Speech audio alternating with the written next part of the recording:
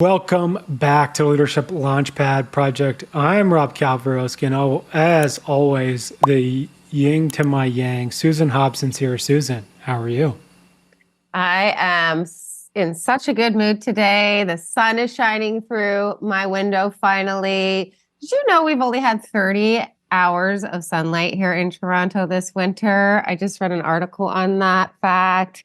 So the fact that the sun has decided to make a appearance today has me high flying on vitamin D, finally. How about you, sir? I mean, you're getting that all the time down your neck of the woods. I probably had about 30 hours of sun in the last 3 days. Don't rub it in. We're really deficit, obviously. It's been amazing down here. And I have a quote here. Obviously, we have to start off with a quote. Oh, yeah. And it's something that my therapist, Belle Hanneman, always said. And it's from somatic experiencing therapy. And she always says, does every cell in your body believe it?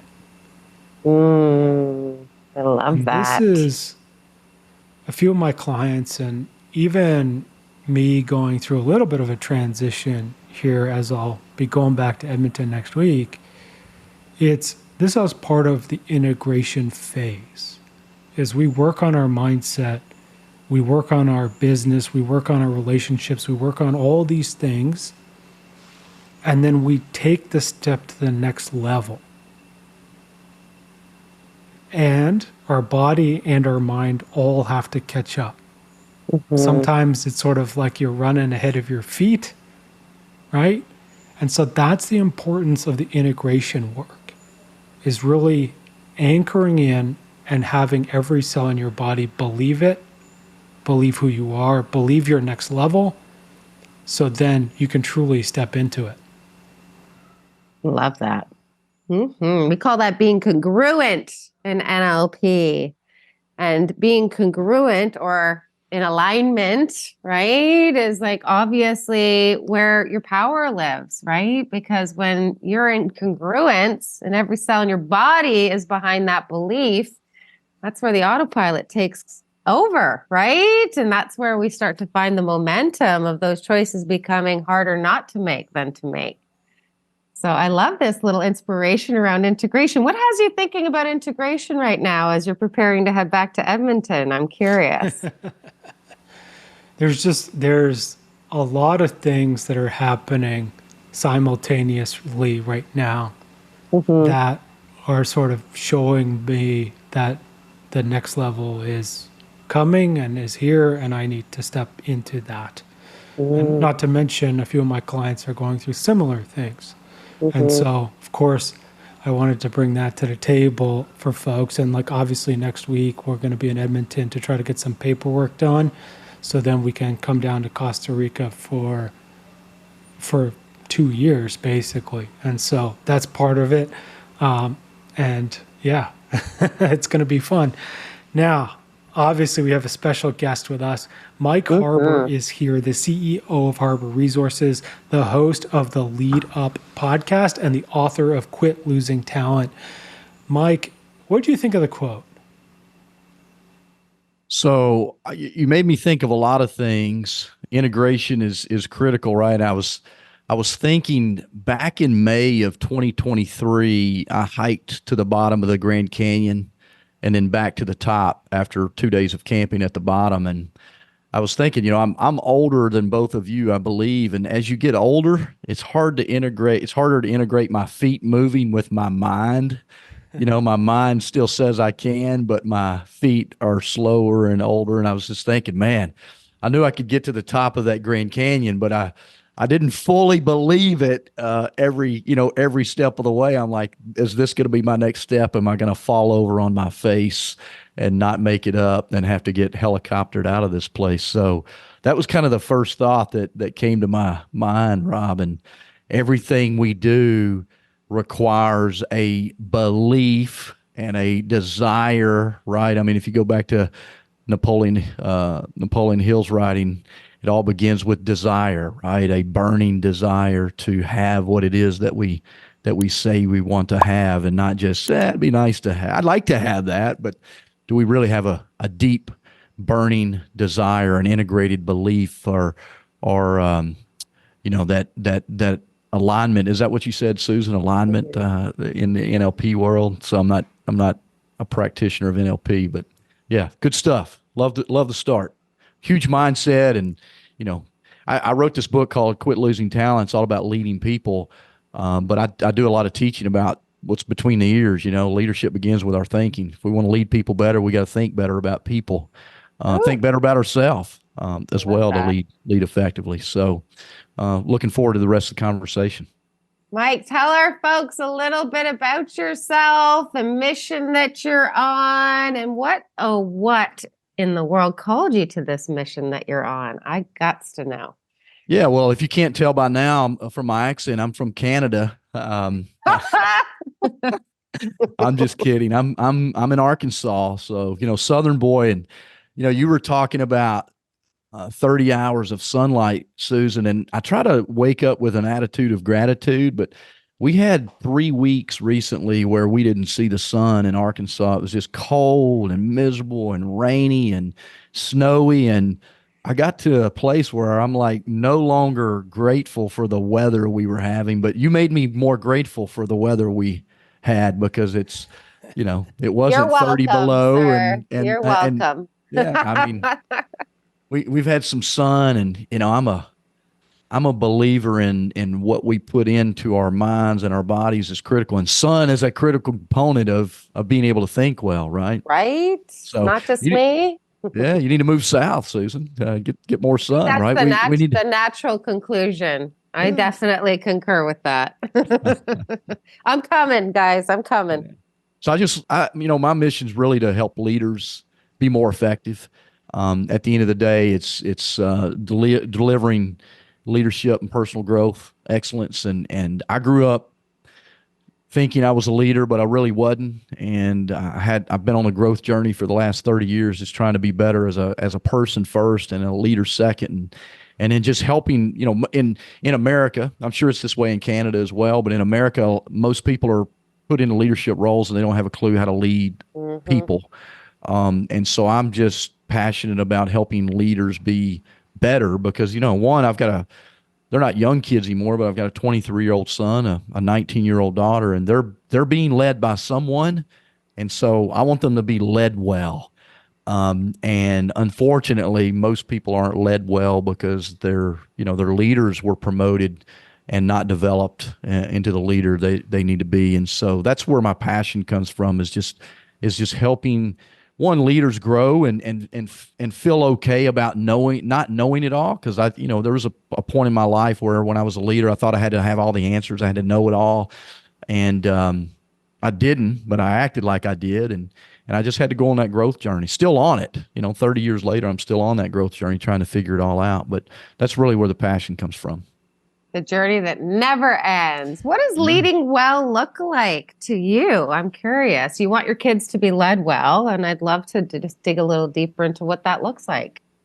Yeah, I think being led well is number one. I'll just start with myself. For me to lead somebody well, I got to lead myself well. And that means there's a holistic approach to that.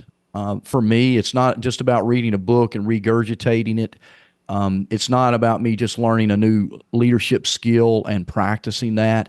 If my personal walk doesn't align with that, I often tell the story, not for empathy or anything, but I grew up in a home that was highly abusive, dysfunctional, violent home. I couldn't trust the two leaders I should have been able to trust the most in my life.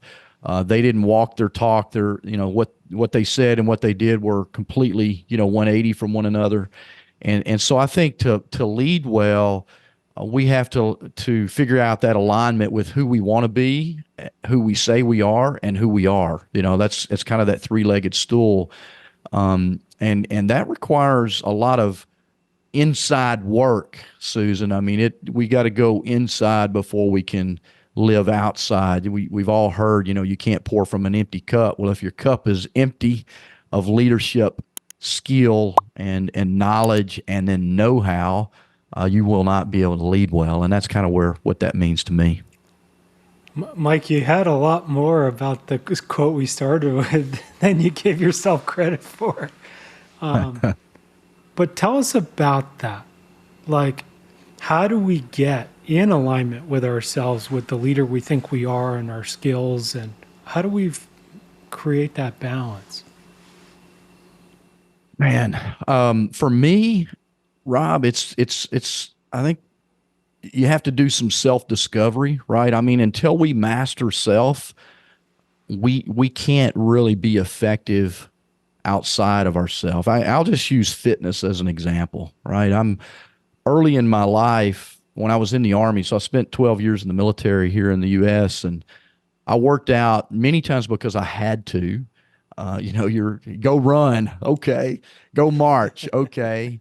And I didn't really realize the benefit of that exercise until later in life.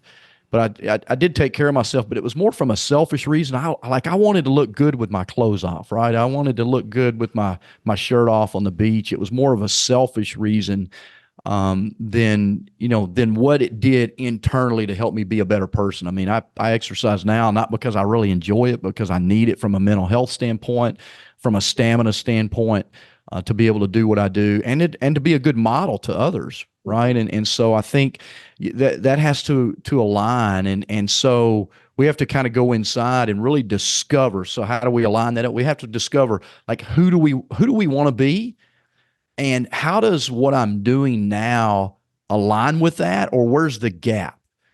And then what do I need to, but then learn, not do, because I got to, I mean, there certainly are there some things I got to do, but I've got to learn some things.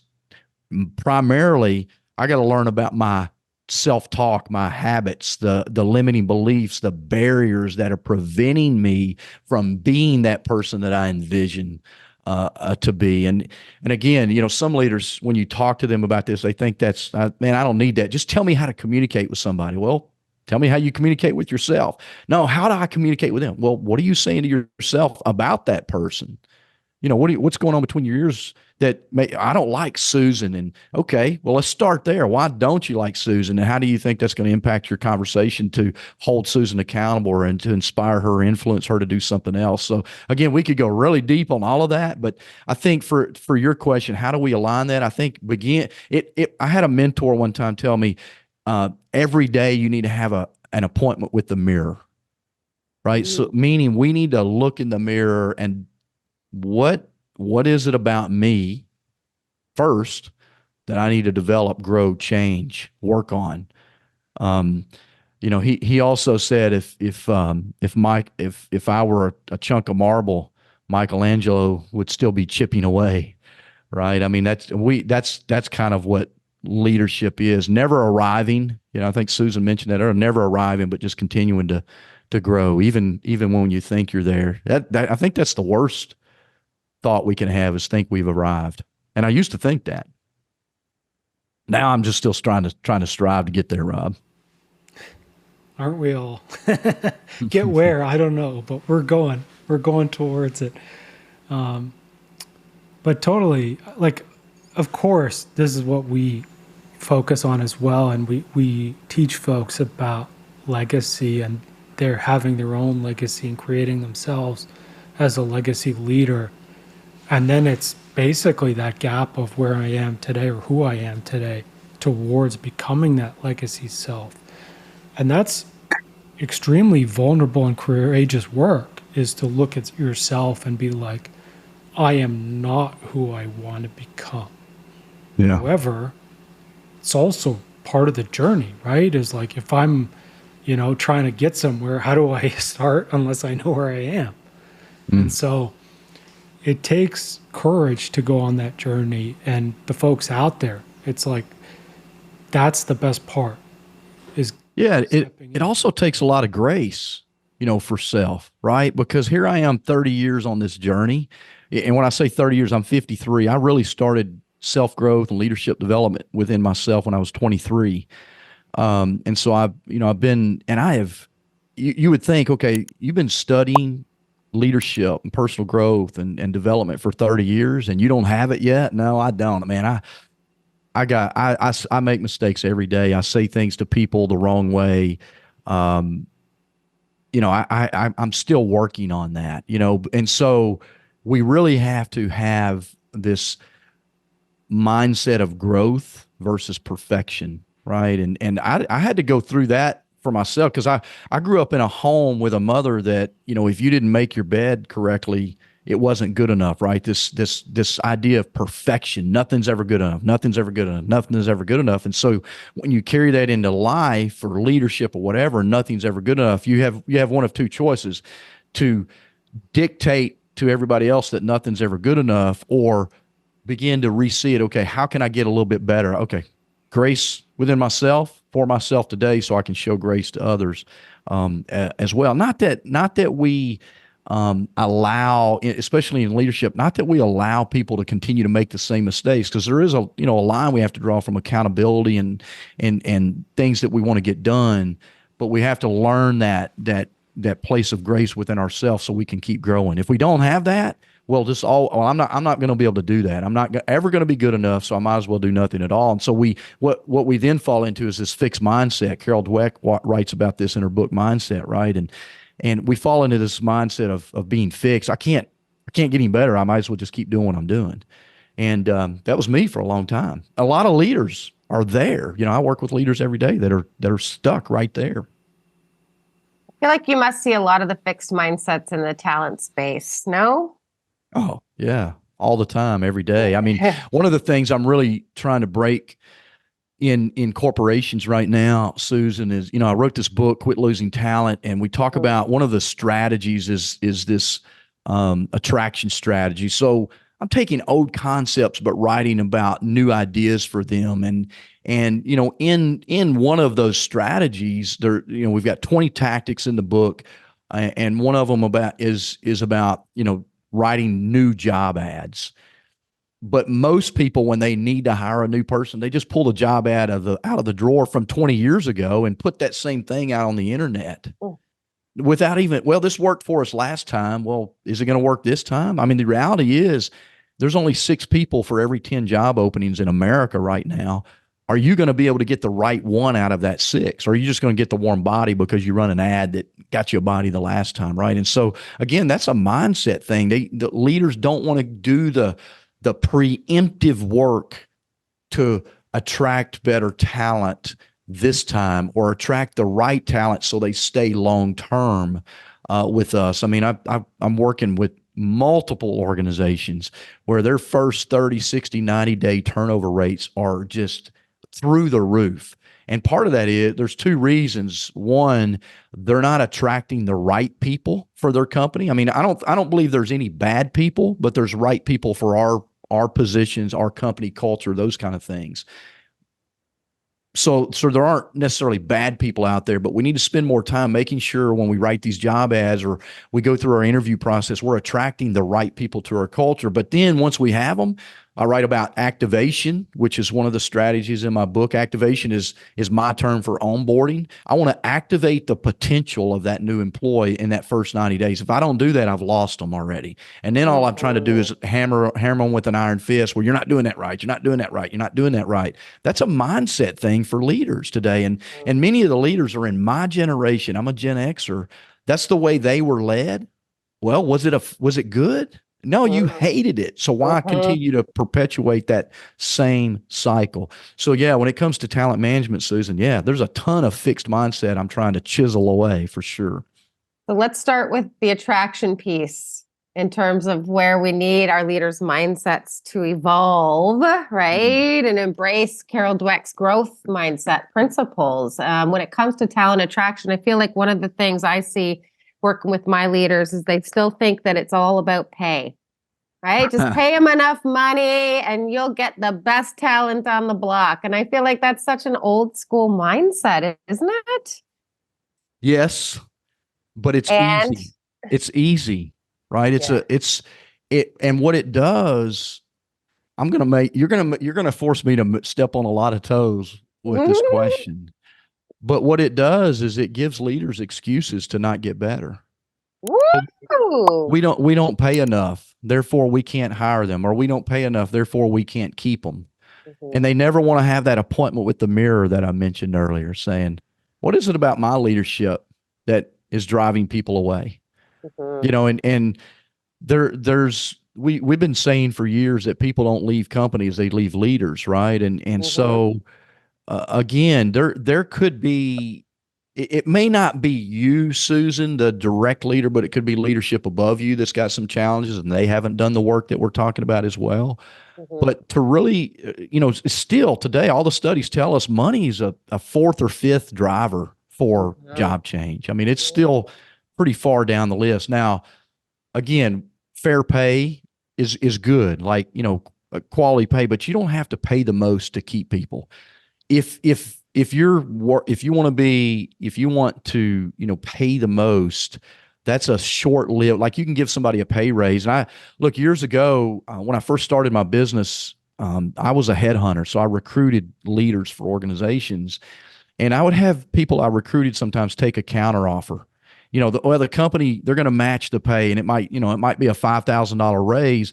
And then 6 months later, they're calling me and they still hate it. They got the $5,000 raise, but now they hate it because nothing changed, right? It's still the culture. And so that money is a Band-Aid to a deeper issue that we have within the organization. And so, in my attraction strategy, I talk about being a talent magnet, five tactics. Number one is build your employment brand. And our brand, like I know you two believe this. We attract, the law of attraction. We attract who we are, right? And if we're an organization that really values people, then we're going to attract employees that value people. They value the mission. They value what we value as a company. If we're a company that doesn't really value people, just the work that they do, there's a difference, right? Yeah, we just value. I often use sometimes in my training. I'll take, if y'all know what pixie sticks are, you know what a pixie stick is. So it's sugar. It's just this tube of sugar, right? And I'll take these into my training, and I have leaders tear the top off of it and suck the sugar out of it. And I ask, what do you have left? And they say trash. Well, what do you do with trash? You wad it up and throw it away. And then I'll say, quit sucking the good out of your people and then throwing them away. That's what many corporations are doing. It steps on toes. But in reality, that's become many organizations' employment brand. They're just sucking the good. And then when things get hard, the first thing they do is a RIF, a reduction in force, right? And then, we need you again. So they bring them back and they want this loyalty. Let's get the good out of you again. Then we do another reduction in force instead of really looking at the internal causes of why our expenses are out of alignment, or, what other things we could do besides cutting people. So again, that attraction begins with our employment brand. Who are we as a company? Who am I as a leader? I'm going to attract people that are like me. If I'm a butthole, I'm going to attract buttholes. I mean, that's just, excuse my language. Hopefully that's okay on this podcast. That's okay. Rob's got a TEDx talk on butthole leaders, so we're good. Asshole leaders. Yeah, that's literally the name of his TED talk. So it's okay. All right, you'll have to send it to me, Rob. I'll have to listen to it. Yeah. But Mike, I would like to ask you here, right? And like, it's very hard for leaders. And I just want, especially in the current climate. So what we've seen in 2023 and 2024 is big tech has laid off hundreds of thousands of people, and their profits are all-time highs. And every time they announce a round of layoffs, their stock price goes up. So the executive board, the CEO, all those folks really profit from this. How do we sort of manage that, or our own needs as leaders and the needs of our shareholders and our big investors, with the fact that we don't want to be an asshole? Sucking the sugar dry and throwing out the rest. Yeah. Yeah. Look, that's really, really tough place to be in when you have a leader who wants to do the right thing, wants to be a good leader, but they work for a corporation where profits are more important than people, right? And I'm a believer that when we do the right thing with our people, profits will always take care of themselves. And it may not be, it may take us longer to get there because look, let's. The reality is, they're an expense on the balance sheet. But I really believe that people should be an investment in our future. So there's really two things, Rob, that we can do. What I believe is control what you can control. Be the best leader you can be in the place that you're in, right? And I'll just go back to my experience in the Army. I had some great leaders in the military, but also was led by some horrible leaders in the military. It got me in trouble sometimes because I would probably cross the line in some of the things I would say to them. But I just believe be the model, right, and be the example, and don't. If you're that kind of leader who wants to do the right thing, don't blame the company, don't blame others. Bring your team to that place of let's control what we can control. Let's be the best, and let's make ourselves so valuable for this company they can't afford to get rid of us. But if they do, we're going to be that much more valuable for other people. Well, I think one of the worst things a person can do at a company is not make themselves more valuable for the marketplace. They could say, well, when I get another job, I'll start growing. When I work for another leader, I'll work harder. When I do this, I'll start reading that book. When I get ready to get promoted, I'll start working on my next degree or learning that skill. No, do it right now. Make yourself so valuable that the company can't afford to get rid of you. But if they do, they're going to regret it because you're going to take your value that you've already created within yourself. And again, I'm a self-development, personal responsibility guy. I don't believe we should ever wait on the company to invest in our personal development. We should do that ourselves. I think companies should invest in people with development, but if they don't wait on that. So many people say, well, why should I do that when the company won't invest in me? Well, better yourself for the future. Better yourself. I mean, maybe you want to be an entrepreneur like the three of us are. Learn the skill while you're on somebody else's dime, right? Great advice. And make yourself better. So if you do get laid off, go hang your own shingle right now. Go start your own business and never look back. And when they come back begging you to start, say, I'll charge you for. Now you become a consultant and you charge them for your work, right? Because you hung your own shingle. Look, we could go a lot deeper in that, but it's a really tough place to be in, Rob, when you work for a company that values profit over people. It really bothers me, when you share company profits are up because they made a layoff, or stock prices go up because they made a layoff, and it's a short-lived. And then they want these people back to be loyal and give them their best, and it's a vicious cycle to failure at some point. I feel like there's leaders that are listening and they're realizing, that if they're lucky enough to actually have some of that top talent being loyal and sticking around, that maybe they need to be up-leveling their understanding of what is actually required to retain that top talent. So what would some of your top tips be for those leaders? How do we retain top talent? What do we really got to be prioritizing here in 2024? Yeah, so that is a fantastic question, Susan. Let me say this before I talk about retention. Before I talk about retention. Most organizations focus on recruiting talent. We need more talent. We got to add people. And when I talk about my 4 strategies, I often talk about the 4 wheels on a vehicle. If you have 3 tires full of air and 1 that's flat, it's going to be a rough ride, right? And so we got to keep an equal amount of air in all 4 tires of the vehicle. But what most organizations do, they try to put air in the one they think they need right now. So retention. There's a lot of organizations, focused on retention, which is critical. And then, we got to hire new people. We got to hire new people. What I challenge leaders to do is realize that retention is your biggest recruiting tool. because a new employee is going to come in and they start looking around and saying, well, how long have your people been here? Is this a good culture for me to join, right? Or is it constantly turning over? You're going to hire me and then we're going to lose 5 on the other side and I'm going to have to pick up the work of those 5. I mean, they're looking at those things, right?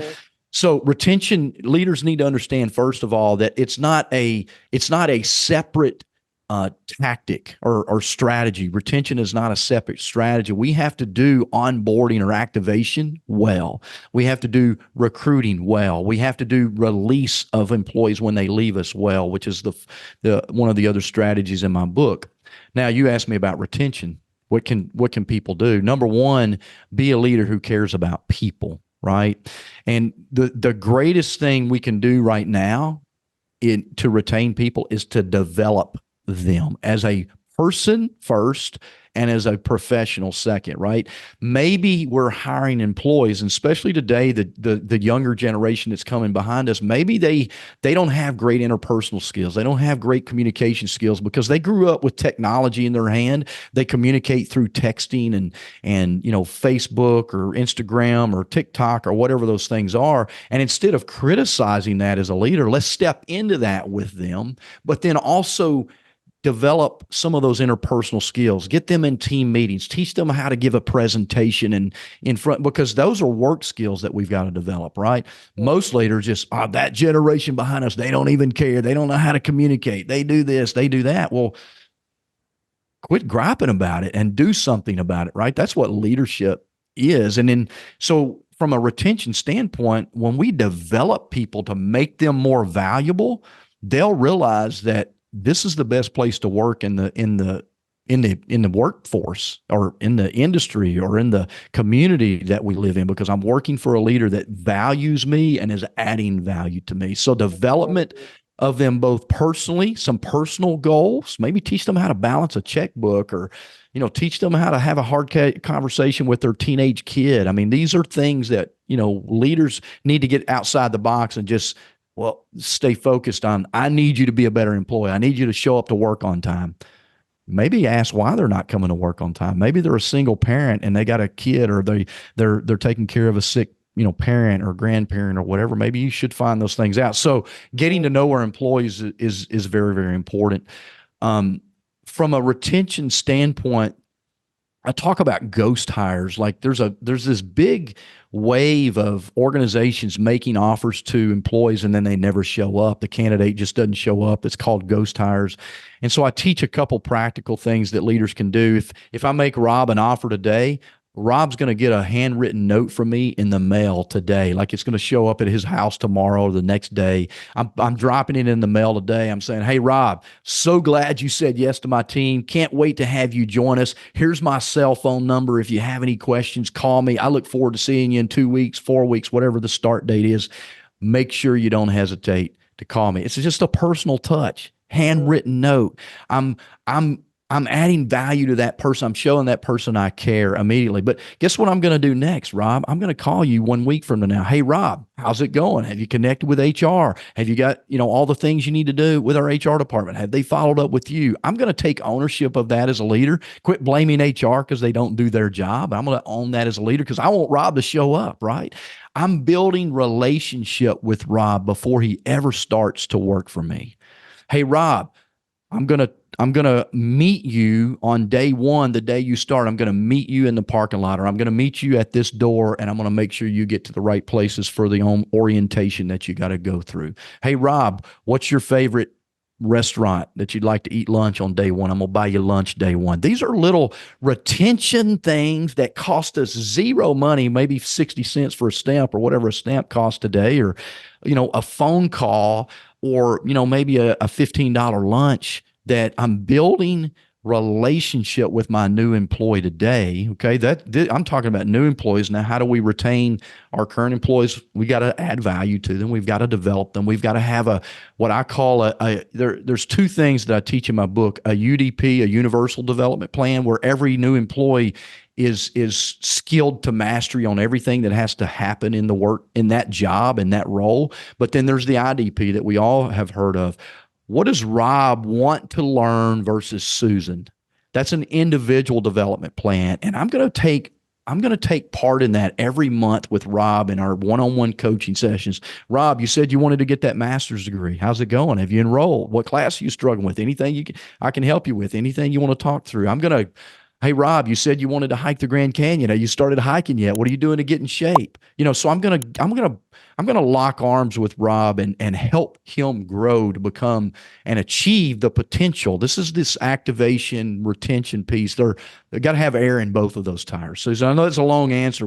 There's a I lot love more. it. You know what I'm curious to understand though? I really value your perspective on this one. How about all these companies out there that are putting a hold or a freeze on investing in their people's development because of all this economic uncertainty that we're going through? Interest rates are up, inflation's up, people are getting laid off, bonuses are being cut. And the people money is always seems like the first thing, right, to go. And so what would your advice be to those companies out there that are putting the emergency brake on? They're developing their people. Yeah. I mean, number one, we're only as good as our people as a leader. We're only as good as, the people that we have, the development of them. So again, development doesn't have to cost hundreds of thousands of dollars. You've got leaders maybe within your organization that are good mentors and teachers and trainers. You can buy books and do, mastermind groups or book studies, whatever you want to call them internally. You don't always have to hire. I'd love for you to hire me to come in and help you do that, but you don't always have to spend hundreds of thousands of dollars for a development program. Get creative. Don't stop the growth. Say, hey, we don't have the financial wherewithal to invest hundreds of thousands of dollars this year. But what we are going to do is we're going to buy everybody a book, a personal growth book. We're going to buy everybody a leadership development book or communication book. And then we're going to have regular studies around that book, and we're going to get better together, so that, when we're able to unleash some of those resources, we put it in the right places. We invested in the right places, the right people. So I think that's number one. And then, again, we have to, if we want better from our people, which every leader does, like, I just want my people to be better. I want my people to work harder. I want my people to give me. Well, what are you doing to help them do that? Right. I mean, That's a mindset. I go all the way back to mindset. I got to look in the mirror. What am I doing to help them get better? Because the reality is, only about 10% of the population is personal growth oriented, right? Meaning they'll do it on their own. And so if I'm truly a leader, I'm a pathfinder for them. I've got to help them find that path to personal growth. I got to help them find that path to their full potential, because the reality is most people don't believe in their potential, right? They don't believe they can get better. They want it, but they don't believe it. So how can I step into that and help them find that belief and take the lid off of their capacity? Obviously, you can tell you're getting me in my passion zone, but those are some things that we have to be able to do, Susan. Full circle on the congruence, hey? Yeah, absolutely. Love this discussion.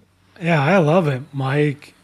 Obviously, before we get you out of here, we got to ask you our big question. Oh, yeah. What do you want your legacy to be?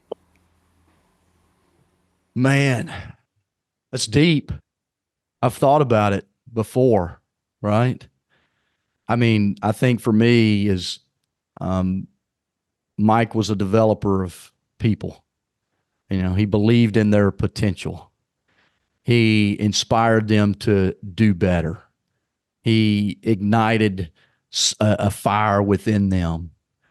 He locked arms and became united in their passions as well. He was an action taker. He was resolved to fight through. As you see my wall behind me. These are my values that I try to live out every day. I'm not going to sit here and say I do all this perfectly all the time, right? I mean, I have bad days. I'm human. But these are things that I'm very action oriented. I want to inspire other people to action, because the reality is, man, and y'all probably have people in your life as well, maybe a parent or, they should all over themselves, right? They get to the end of their life and I should have done this. I should have done that. And, I don't want anybody to say Mike he should all over himself. And, I try to live that out for my kids. I'm challenging them to, okay, do it. Live your dreams out. As we record this, there's a famous country singer that just died in America, Toby Keith. And he's 62 years old. I'm not far from that. And I made the comment to my son last night. That's why we got to live every day like it could be our last day, right? We don't know when day's coming. So, I'm constantly trying to challenge people up, not call them out. I don't like the term call people. I'm just trying to challenge people up. And I think that's what I want my legacy to be. Is Mike challenged us up. He didn't leave us where we were. Amazing. And folks out there, if you want to check out the Lead Up podcast, wherever you're listening to the Leadership Launchpad Project, just search for the Lead Up podcast and you can get it there. Also, you can check out Mike's website, harborresources.com. And I've also dropped Mike's LinkedIn in the podcast notes, so all of that's down there. And then obviously, if you want to buy the book, author Quit Losing Talent, you can go to harborresources.com there. It's also available on Mike's website. Is there anywhere else you want folks to find you, Mike? Yeah, I mean, if you're in the leadership space, you should be on LinkedIn. So I'm on LinkedIn as well. I have a presence on there every day. That's probably the best place to find me. Is either on LinkedIn or on my website, harborresources.com for sure. You can also buy my book. It's Quit Losing Talent, the expanded edition. So I've got 2 books I've written called Quit Losing Talent. The latest one is Quit Losing Talent, the expanded edition.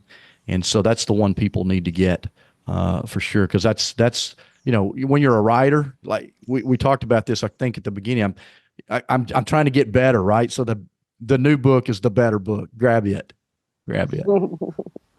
Absolutely. Obviously, for us, if you want to start working on your legacy and where you want to go, elitehighperformance.com/legacy league, 2 months free. You can join us free mini course with I think it's 3 different exercises on how to activate your legacy factor. And then obviously you get in our community. Susan's in there, I'm in there, all the other elite coaches are in there, as well as some other elite leaders in our community. So get in there, interact, learn, grow. It's awesome. Susan, is there anything you want to leave our folks with today? I love this call. It's not a call out, it's a call up, right? Is that what we're saying, Mike? I love Absolutely. this challenging our leaders up to where we started this conversation today, which is to just get into congruence. If you're in the leadership game here in 2024, you have to care about your people. I don't know what it's even going to look like in your business if you're not in alignment with that. And that means that you're not just saying it, you're doing it. You're actually going and finding ways to invest in the development of your people. I don't care where your budget is at. As Mike shared with us today, there's all kinds of creative ways that you can go ahead and do that. Even just introducing them to shows like this. Mm-hmm. So if you got a leader out there that you feel like you want to challenge up with this conversation, I feel like this is definitely one we got to share far and wide in our networks, folks. So thank you, Mike, for sharing your sage wisdom with our folks. Hey, right on. Thanks for inviting me, Susan, Rob. It was a pleasure. Hopefully we added a ton of value to your listeners. I think we did. Yeah. And for me, obviously, thank you as well, Mike. It was an amazing conversation. And for me, it's both where we started and also where we ended. We started with, does every cell in your body believe it? And we ended with activating your own personal growth to go on your own journey. And it takes that vulnerability, that courage, that grace to take that step and get out there. And Mike's right. Listen to the show. Listen to Lead Up Podcast. Read Quit Losing Talent. There's lots of books out there. We have 160 episodes in our archive. Mike, I don't know how many you have in yours, but I'm sure it's a lot too, right? Join us in the Legacy League. There's lots of free and low-cost resources that are out there, so there's no excuse. Get out, get rolling, get learning, become your legacy self. Mike, thank you so much for joining us. Susan, as always, it's a pleasure. Everyone listening, thank you so much. And we'll see you all next week. Bye, everyone. Bye-bye.